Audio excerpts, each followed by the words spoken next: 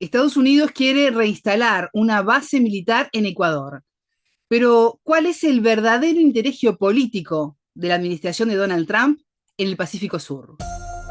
Bienvenidos, bienvenidas. Esto es Enfoque con Alejandra Patrone y la producción de los pueblos y movimientos articulados en Avia Yala Soberana.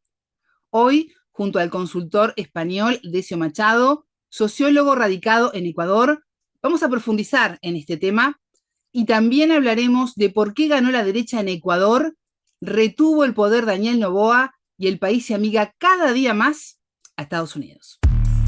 Enfoque. Geopolítica, investigación, relaciones internacionales. Enfoque. Una mirada profunda y decolonial a los hechos más importantes de nuestra historia. Enfoque. Comunicación articulada para el buen vivir.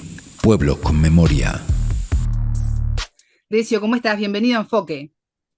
Gracias, un saludo para ti, para todo el equipo, Alejandra, y para la audiencia.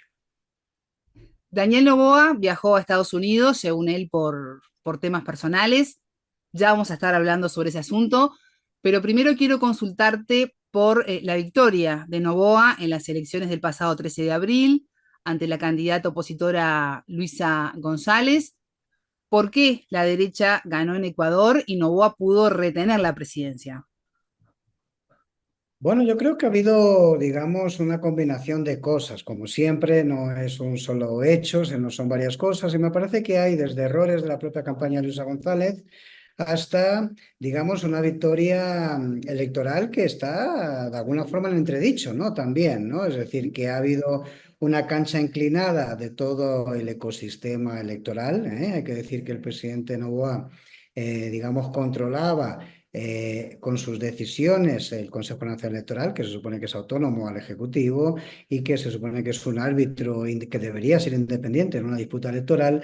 De igual manera, el Tribunal Contencioso Electoral, que es un órgano rector de, digamos, de la resolución de conflictos, y de igual manera la Corte Constitucional, etcétera. Esto significó que se le permitiese al presidente utilizar los bienes, digamos, el patrimonio público en pro de su campaña, porque no pidió licencia presidencial. Se le permitió poner vicepresidentes por decreto, que es algo que en el Ecuador eso está prohibido, después de haber sacado a la vicepresidenta que el pueblo ecuatoriano había elegido en las urnas anteriormente.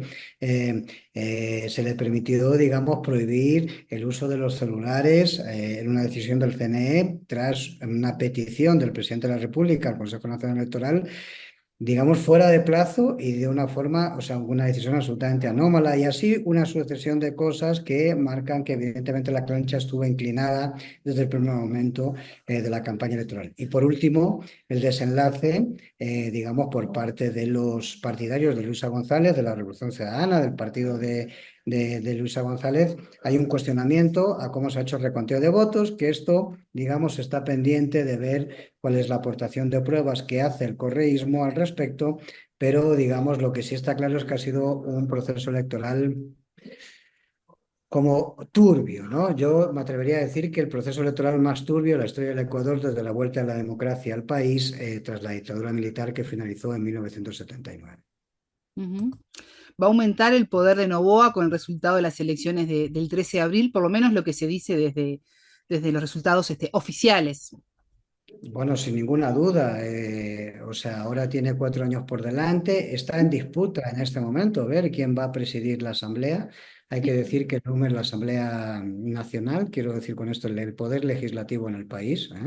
Esto se tiene que aclarar de aquí al 13 de mayo, que es cuando toman posesión los nuevos asambleístas elegidos en la primera vuelta de estas elecciones, pero digamos hay un empate entre los curules del correísmo y los curules del partido de gobierno, y en este momento, y habrá que ver, es decir, quién gana ese pulso, y si en el caso hipotético de que el gobierno controle la Asamblea, que es perfectamente factible porque es un gobierno que lo compra todo, y digo en términos de mercado, lo compra todo, pues lo que tendríamos es una concentración de poder en torno al partido de gobierno, y hay una fuerte presión sobre los gobiernos locales, estoy pensando en alcaldías, gobernaciones, prefecturas, etcétera, que no son de su tendencia, con el fin de presionar a estos alcaldes, a estas autoridades locales, con la finalidad de que se muevan hacia posiciones como más pro-novoístas. En este sentido, hay muchos mecanismos de presión que tienen que ver desde las transferencias del Estado a los presupuestos de los gobiernos locales, pasando por otras cosas, con las obras que se hacen en las localidades, en los territorios, etcétera. Y por lo tanto es evidente de que hay una intencionalidad por parte de Noboa, visible ya en los primeros días postelectorales, de concentrar el mayor nivel de poder posible y de forma muy rápida. Por lo tanto, esto pone en riesgo una democracia que ya está en riesgo porque tuvo un proceso electoral al menos sospechoso. Por lo tanto, yo creo que estamos en una situación complicada en el Ecuador, sinceramente, Alejandro.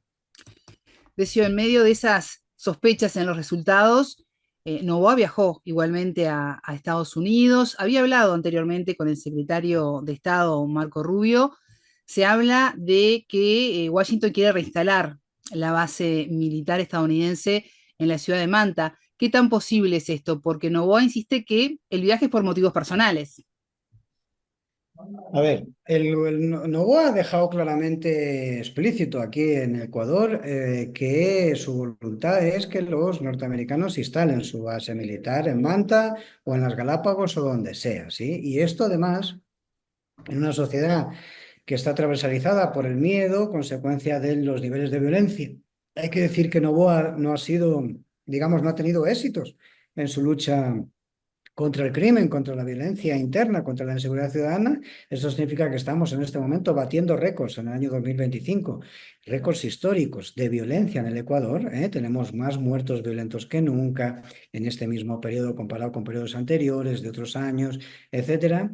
Digamos, esto además es secundado por una parte importante de la sociedad que entiende que esa base y esa intervención gringa aquí podría ayudar a mantener la paz, cosa que evidentemente no es demostrable históricamente en ningún antecedente en ningún otro país. Hay 7 bases norteamericanas en Colombia y Colombia sigue siendo el país mayor exportador de droga del planeta. Hay, en fin, y así sucesivamente podríamos hablar de diferentes focos en África, en diferentes sitios donde las bases extranjeras no, digamos, actúan en contra de la violencia, sino más bien provocan más violencia todavía.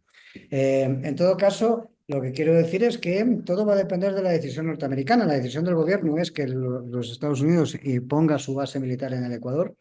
Y hay una parte de la sociedad, como digo, que estaría avalando eso incluso, y la decisión forma parte de los intereses del Departamento de Estado. Si consideran en una operación costo-beneficio que eso les interesa o le basta con el control de, digamos, los aparatos de inteligencia de la Policía Nacional y del Ejército Ecuatoriano, que es lo que ya tienen en su poder el Departamento de Estado en este momento en el Ecuador, ¿sí? El Ecuador es un país dependiente en materia de seguridad y en materia de política nacional e internacional de los Estados Unidos. El Ecuador se alinea a las políticas y a las decisiones de voto de los Estados Unidos en Naciones Unidas y en otros foros internacionales. Esto forma parte de los pactos establecidos desde el gobierno de Lasso hasta el gobierno de Noboa en los últimos años por los gobiernos del Ecuador, que han sido gobiernos entreguistas de la soberanía nacional hacia los Estados Unidos. Y creo que esto forma parte de un plan de los norteamericanos también, digamos, que tiene que ver con la disputa por la hegemonía en Sudamérica o en Latinoamérica con respecto a su rivalidad por la hegemonía global con China. Por lo tanto, me parece que el Ecuador se convirtió desde hace unos años y ahora con Noboa más, o sea, afianzó esa posición como uno de los alfiles de este juego de ajedrez entre China y los Estados Unidos, en este caso de las piezas norteamericanas, ¿no? Uh-huh. Tú decías, bueno, va a suceder lo que decida Estados Unidos. Más allá de lo que ofrezca Noboa, ¿qué interés tiene Estados Unidos geoestratégico, no solo en Ecuador, sino ya te diría en el Pacífico Sur? O sea, yo creo que los Estados Unidos tienen un plan claro, digamos, están diseñando un plan claro que se está viendo cada vez más en la política de Trump, que también es un gobierno como muy reciente, ¿eh? Estamos hablando de menos de 3 meses de gestión, pero 3 meses como muy disruptivos, ¿no? Es decir, con conflictos permanentes, ¿no? Es decir, sus políticas arancelarias, sus declaraciones contra la soberanía de otros países, sus ímpetus, voy a decir, imperialistas, es decir, de alguna forma, ¿no? Que si Groenlandia, el Canal de Panamá, no sé qué, en cualquier momento dirá que las Galápagos deben ser norteamericanas por su posición geográfica, cualquier cosa de este tipo. Es decir, y lo que nos encontramos es que me parece que estamos todavía por perfilar, por ver bien cuál va a ser la estrategia de incidencia en América Latina. Yo creo que hemos visto algunas declaraciones ya de los chinos en este sentido, planteando que hay, digamos, imposiciones que se están haciendo los socios norteamericanos en América Latina sobre, digamos, imposiciones en materia de relaciones bilaterales con los Estados Unidos que serían, digamos, en contraposición de las chinas. Y me parece que aquí el Ecuador es uno de los países que está jugando en esas piezas. Es decir, más producto norteamericano, más incidencia norteamericana en contra de o para bajar, rebajar, es decir, digamos, los niveles de relación que hay con China. Hay que decir que el Ecuador tiene un nivel de relaciones comerciales con China muy importante y que tiene un marco de financiamiento muy importante y que uno de nuestros clientes en materia petrolera es China, ¿eh? Y es posible que eso vaya cambiando en función de que se vaya perfeccionando o se vaya, digamos, ajustando la política de presión de los Estados Unidos sobre sus países aliados en esta lucha, digamos, de competencia por la hegemonía global con China y del desplazamiento de China del subcontinente, que es la estrategia norteamericana en este momento en el hemisferio sur, ¿no? Ujú. Decio, te he escuchado mencionar las Islas Galápagos.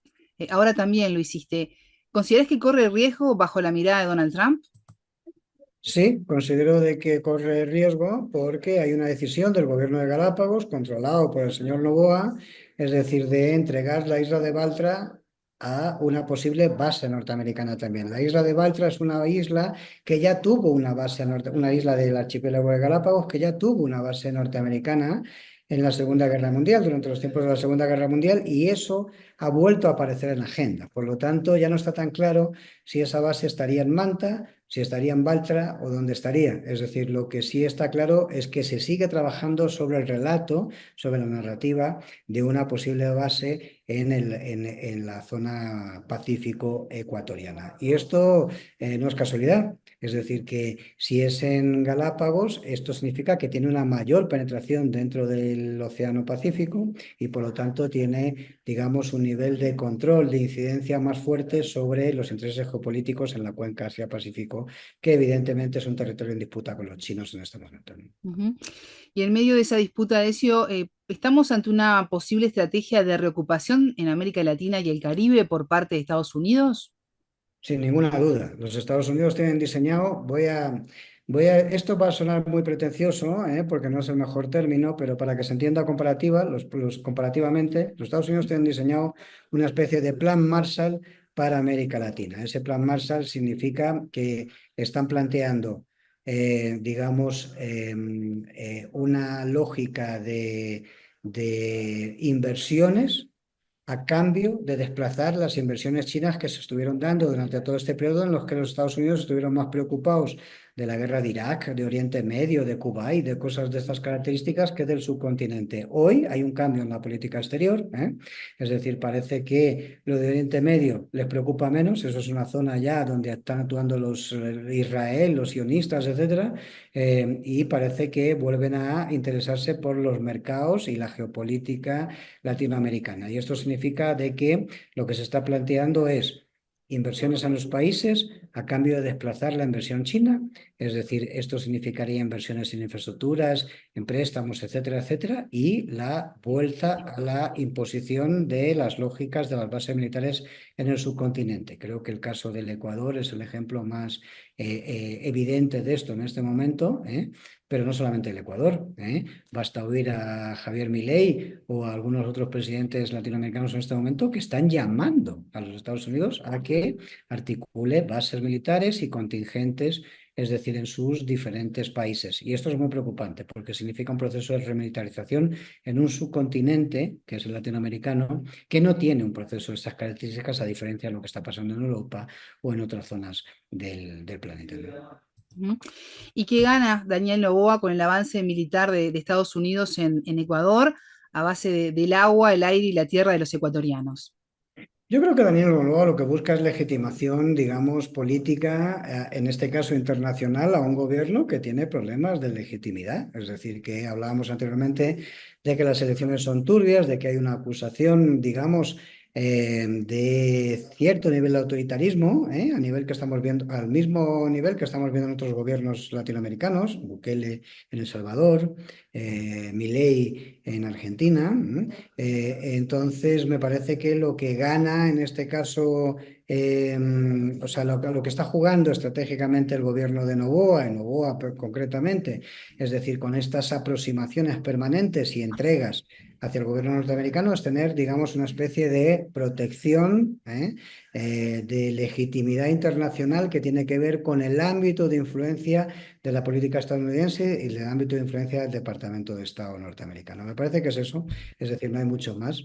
A nivel comercial no creo que ganemos mucho, es decir, y a nivel militar, bueno, quiero decir, tendremos una ocupación de parte de nuestro territorio si es que esto se va plasmando, pero lo que sí es cierto es que esto históricamente no ha significado, vuelvo a repetir, ningún avance en materia de lucha contra la delincuencia, sino más bien todo lo contrario. La presencia de bases militares en el Ecuador, es decir, en la base de Manta, cuando existía, significó mayores problemas con la flota pesquera ecuatoriana, con los buques de guerra norteamericanos en la zona Pacífico, e incluso, es decir, mayor violencia con respecto a las mujeres en las zonas cercanas a la base militar, es decir, durante la época en la que esa base militar funcionó. Por lo tanto, las mujeres autóctonas, ¿no? Por lo tanto, quiero decir con esto de que no actúa en pro de la paz, sino más bien es un espacio de conflicto, una base militar extranjera en un país que no le corresponde, ¿no? Decio Machado, consultor político español, sociólogo radicado en Ecuador. Muchas gracias por estos minutos con Enfoque. Gracias a ti, Alejandra, un saludo a todo el equipo y un saludo a la audiencia. Gracias por la invitación. Es momento de despedirnos. Ya se viene la frase del día. Para más contenido geopolítico, pueden darle like a este programa y suscribirse al canal. Tengan todos ustedes una excelente jornada. Buen día para todos. La frase del día. Los Estados Unidos tienen diseñado una especie de plan Marshall para América Latina. Ese plan Marshall significa que están planteando una lógica de inversiones a cambio de desplazar las inversiones chinas que se estuvieron dando durante todo este periodo en los que los Estados Unidos estuvieron más preocupados de la guerra de Irak, de Oriente Medio, de Cuba y de cosas de estas características que del subcontinente. Hoy hay un cambio en la política exterior, es decir, parece que lo de Oriente Medio les preocupa menos, eso es una zona ya donde están actuando los Israel, los sionistas, etcétera, y parece que vuelven a interesarse por los mercados y la geopolítica latinoamericana. Y esto significa de que lo que se está planteando es inversiones en los países a cambio de desplazar la inversión china, es decir, esto significaría inversiones en infraestructuras, en préstamos, etcétera, etcétera, y la vuelta a la imposición de las lógicas de las bases militares en el subcontinente. Creo que el caso del Ecuador es el ejemplo más evidente de esto en este momento, pero no solamente el Ecuador. Basta oír a Javier Milei o a algunos otros presidentes latinoamericanos en este momento que están llamando a los Estados Unidos a que articule bases militares y contingentes, es decir, en sus diferentes países. Y esto es muy preocupante porque significa un proceso de remilitarización en un subcontinente, que es el latinoamericano, que no tiene un proceso de estas características, a diferencia de lo que está pasando en Europa o en otras zonas del planeta. Enfoque, con Alejandra Patrone y la producción de los pueblos y comunidades articulados en Abya Yala Soberana para www.radiovictoriagt.com. Transmiten Radio Dignidad de Honduras, Codecá Guatemala, Abya Yala Soberana, Minca Comunicaciones de Argentina, Rondas Campesinas de Perú y Radio Victoria de Guatemala.